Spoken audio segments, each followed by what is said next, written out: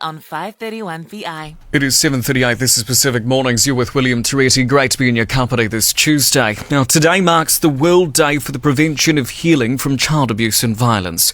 Pacific children are twice as likely to be physically punished than non-Pacific children and have higher hospitalisation rates due to assault, neglect and maltreatment. So how can we support families better as a community, and when do we need to speak up? Lolohea is the head of the Aiga Fiafia Social Services team at Vaka Tautua. She joins us now. Lolohea, thank you so much for your time. Lolohea, and good morning. And I just want to take a moment to thank you, William and the 531 PI team, for the opportunity to be here this morning. It is a privilege to share the space in Talanoa about the well-being of our Pacific families and our children. So thank you. No, thank you.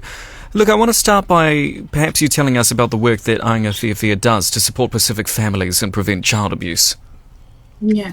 So I'm going to keep it just in line with the theme of World Day for the Prevention of Child Abuse and Violence. So here at Vaka Tautua, we're a Pacific organisation, and our support is nationwide.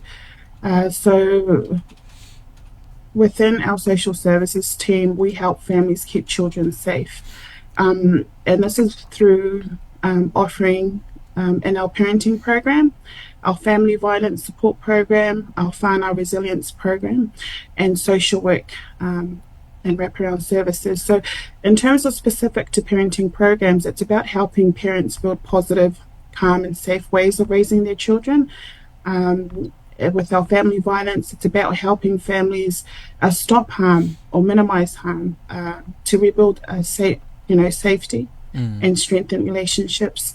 In relations to our whānau resilience program, it's long-term support to help families heal, grow stronger and create safe homes.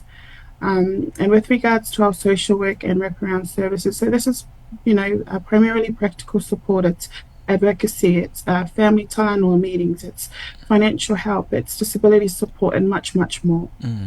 Right. Okay. And with all of that in mind, I just want to get your perspective on this then. The statistics show Pacific children experience higher rates of physical punishment and hospitalisation. What contributes to that? Many of these things, it's, there's a lot of challenges that our Pacific communities face, and a lot of the contributing factors could be there's shame and fear or pressure to keep things private. So it's hard to talk about the problems that are happening within our homes. Some contributing factors could be, money or housing stress. A lot of our families are living in homes that are overcrowded. You've got high living costs, these changes in circumstances. This could be relationship, this could be job, and so that's adding additional stress to the finances in the home, and the stress is being taken out on the children. It's also about education, and we have a lot of families who, even ourselves with our parents, we've got families and, even parents who've migrated from overseas. So there's a lot of parenting style differences in how we raise our children. So these the cultural versus the NZ law. So there's a lot of educating around when we have families who come through our doors. There's a lot of talanoa and educating them around how to raise your children safely, getting them to be aware of what the law is about, what that constitutes, because we all have a duty of care. Other issues could be limited support around the family.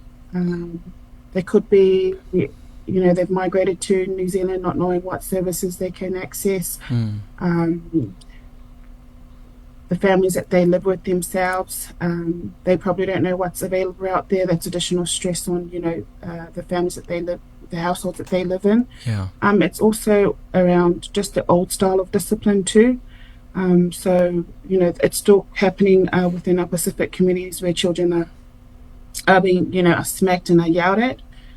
So it's ensuring that the children are safe, and so there's a lot of education around how that looks, how that links to the laws and orders here in Aotearoa.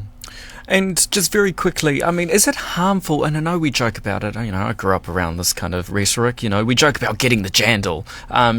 Things like that. Is that actually harmful?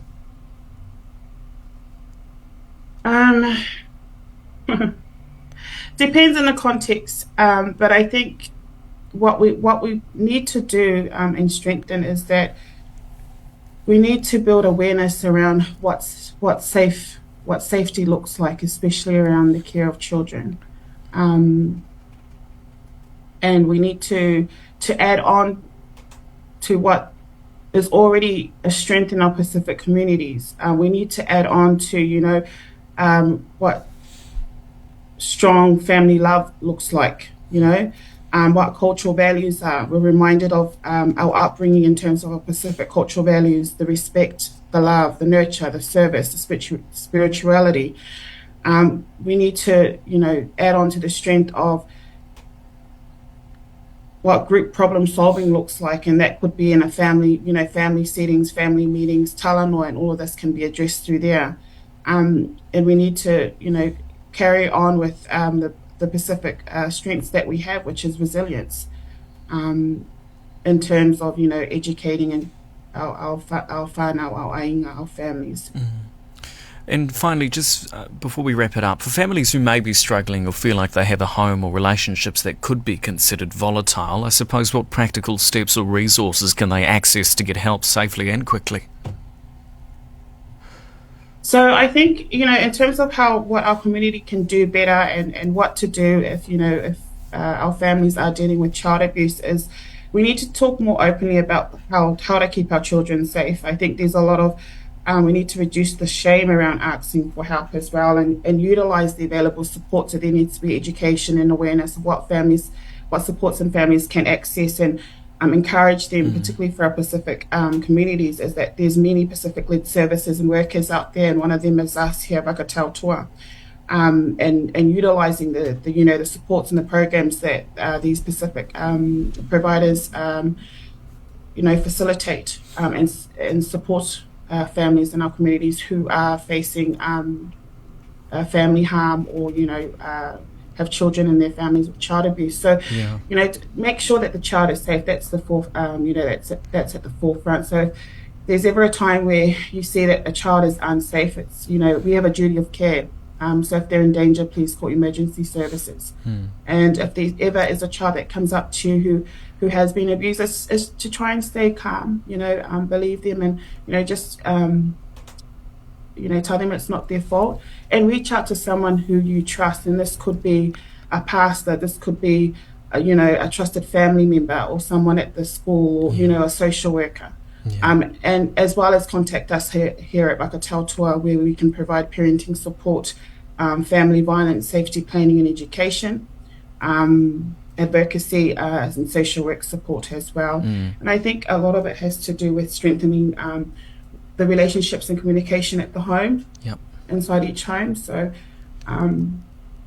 thank you. It's a reminder to all of us that, keeping our children safe begins in our homes. It begins in our churches and our communities. Every child deserves love, protection, and a safer place to grow. So we stand for that here at Vaka Tautua, where we stand with our Pacific families to strengthen parenting, build safer relationships, support ainga, family through the programs that we offer underneath our social services. So I'd like to, thank you for giving me, the space to share and raise awareness and protecting our children. And thank you so much for the mahi that you do as well. We really appreciate your time this morning. That is Lolohea, the head of the Aiga Fiafia Social Services team at Vaka Tautua. You're listening to Pacific Mornings on 5.